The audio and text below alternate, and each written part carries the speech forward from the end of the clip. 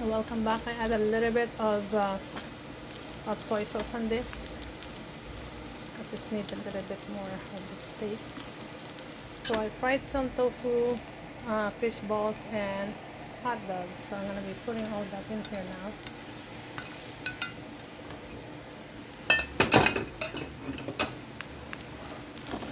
So I'm mixing it, and I'll add the vegetable later.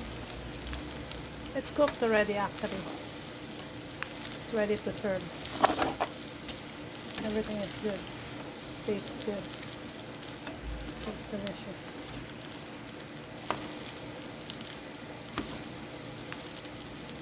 Okay, so we'll just add a little bit of this vegetable later when we serve it.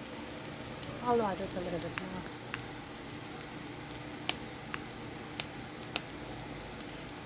And then when you're gonna eat it, of course you can add more.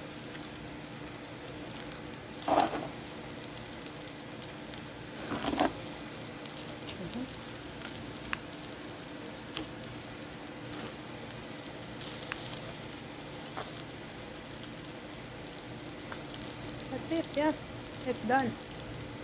Okay, that's it.